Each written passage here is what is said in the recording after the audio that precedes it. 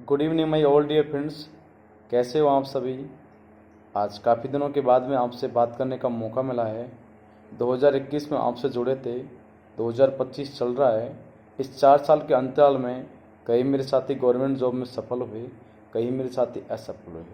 ऐसा नहीं है कि जो मेरे असफल साथी हैं उनमें क्वालिटी नहीं थी, क्वालिटी सब में होती है, तैयारी सब बराबर करते हैं। लेकिन कई बार ऐसा होता है कि किस्मत हमारा साथ नहीं देती। जो एग्ज़ाम के 2.5 घंटे हैं उसमें हमारा जो दिमाग है वो किस तरह से काम कर रहा है वो उसी समय पता चलता है।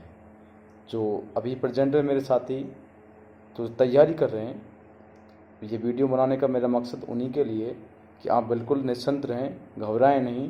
किसी तरह की जो दिमाग है उसमें शंका पैदा हो रही है उसको दूर करें और बिल्कुल अपने फोकस पे ध्यान रखें। आपके सामने सेकंड ग्रेड है, थर्ड ग्रेड है और फर्स्ट ग्रेड है।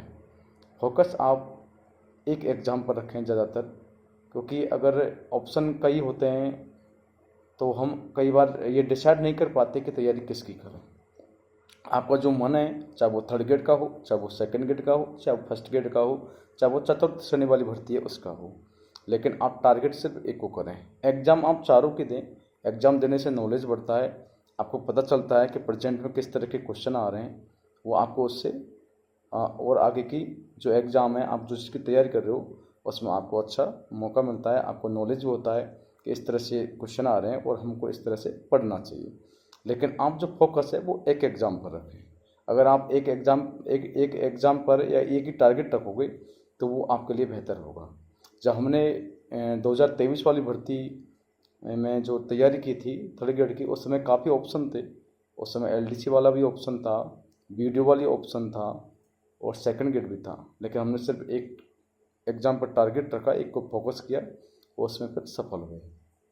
तो आप इस तरह से एक एग्ज़ाम पर फोकस रखें, चाहे वो सेकंड ग्रेड कर रही हो चाहे आप फर्स्ट ग्रेड कर रहे हो।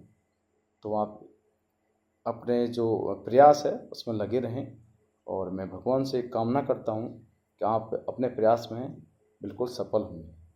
तो आप अपने प्रयास में लगे रहें।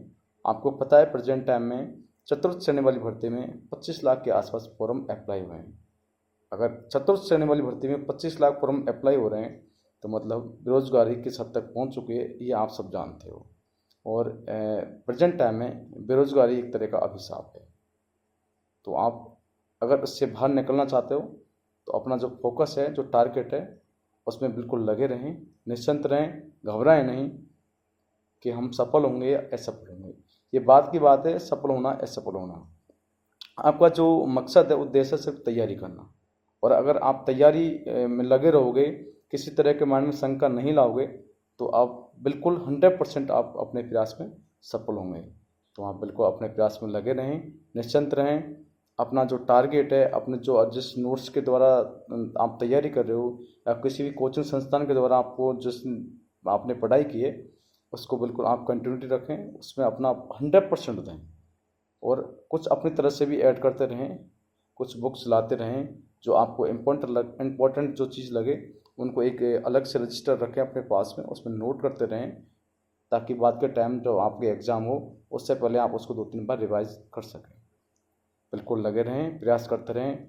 भगवान से यही कामना करता हूँ कि आप अपने प्रयास में सफल हो पाएँ। ओके, राम राम सा।